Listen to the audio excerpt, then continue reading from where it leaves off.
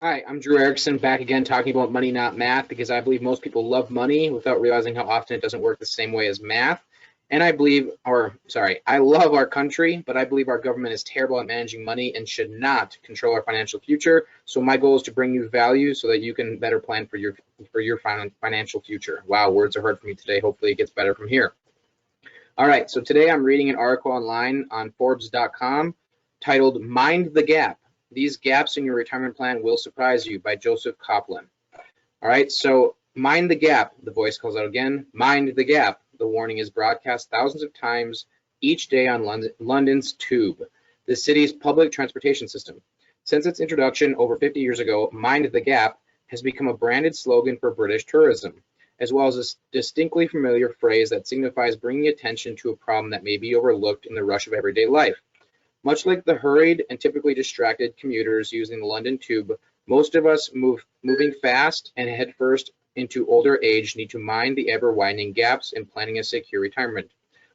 Most of us give little thought to the uncertainty that our future selves, excuse me, will navigate during this period of our lives.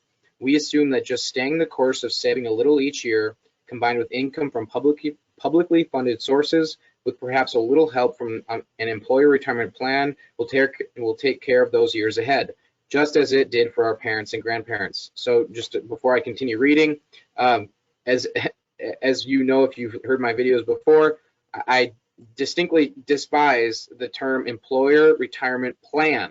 All right, in my opinion, a plan is something that takes all variables into account and attributes for your financial future, your financial goals, and your financial background.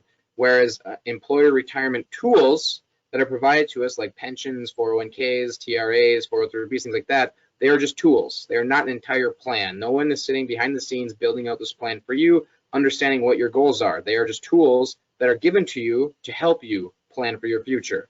All right, continuing on. Unfortunately, for many who hold these assumptions, there will be surprises ahead. This is not your parents' retirement.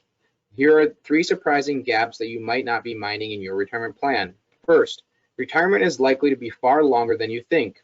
It is unlikely to be the vision of a brief period of earned recreation and relaxation imprinted in our imaginations by media and financial product guides. Retirement, given today's life expectancy, is a full 1/3 of your adult life, approximately 8,000 days. That's the same amount of time it took for you to complete your formal education in your teen years, or the same stretch from the end of your college days up to what some call the midlife crisis. My bet is you faced a few surprises in those decades. Why then would there be stable, predictable waters over the same number of years in your older age? Or in another way of putting it, is it likely or is it fair to expect some unexpected life events in your retirement, just like there was while you were working?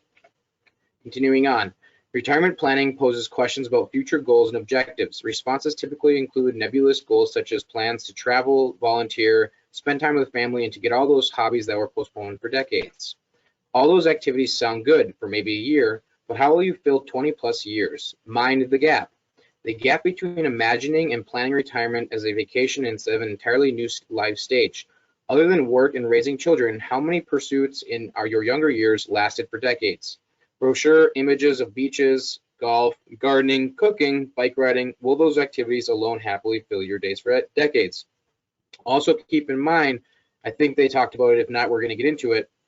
No, here it is. Sorry. Second, I almost got ahead of myself. All right, so the second point, you are going to live longer than you planned. This is great news. In fact, retirees today are reported to have gained a full 4 more years of life in retirement since 1980.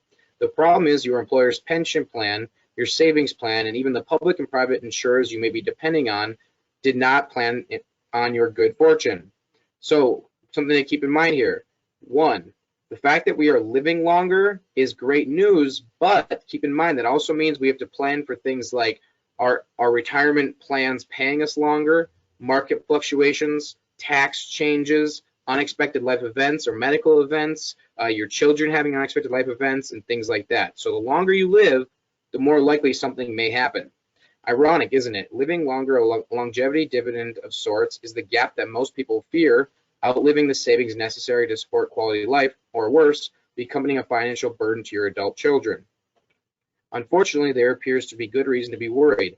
A recent study conducted by McKinsey shows that pension systems in 22 countries are unlikely to provide the retirement income necessary to replace average earnings. In fact, in both Canada and the United States, the gap between life expectancy and the security of receiving mandatory pension payments to replace average earnings in retirement is nearly a decade.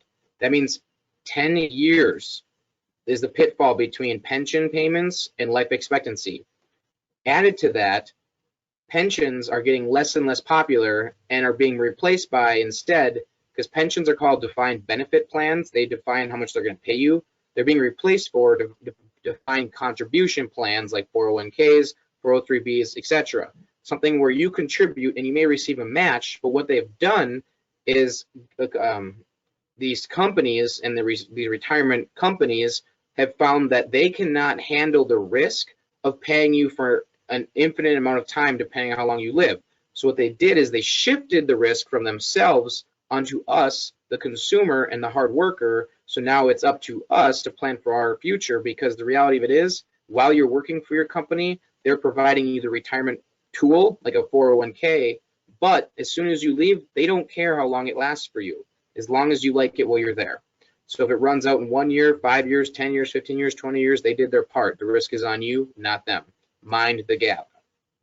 Financial industry-led initiatives such as the Alliance for Lifetime Income have been leading the charge to put the need for diversity of income sources in retirement on the planning agenda of individuals and families, regardless of the products and strategies that may provide these income streams.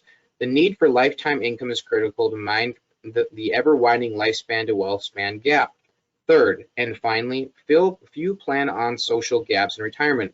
Social connection and in being engaged with others was easily achieved at a younger age by simply going to work each day, belonging to community groups, and participating in activities that typically revolved around the lives of our children. Mind the gap.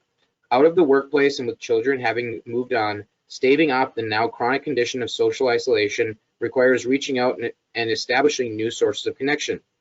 Donato Tramutu, CEO of Trivity Health, which operates Silver Sneakers, an exercise and social engagement program available to nearly 15 million older Americans, noted the health effects of social isolation are a public health crisis. It increases the risk of premature death by almost 30%, making it more harmful than obesity and physical activity. I'm going to repeat that.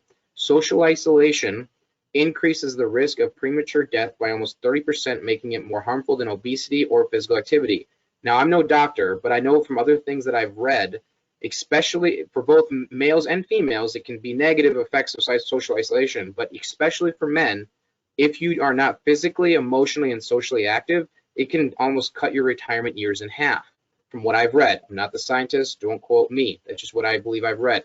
The second interesting thing about that is, even though we feel more connected than ever with our apps, our social media, our phones, which we can never seem to put down, and if we forget at home, we feel like we forgot an arm, we're actually less connected emotionally. We just feel like we are connected because we see what people are doing. Then again, what do we see online that's actually true from an everyday life standpoint? All right, continuing on, AARP reports that 1 in 3 adults over the age of 50 lack regular companionship. Despite what appears to be an ever-growing and global problem of social isolation, few people consider how they will remain connected in their advanced years as part of their retirement plan. Mind the gap. Maybe a fun expression plastered on London souvenir t-shirts and mugs, but who is alerting us to the new gaps in retirement planning? While we go through our daily lives chins up with the idea that our retirement will be similar to our parents, but maybe just a little longer, we may unknowingly fall into the growing gap between what we think retirement will be and what tomorrow's retirement actually demands. Mind the gap. So I hope today's conversation brought you value. I hope it alerts you to some of the gaps that may be in your financial life.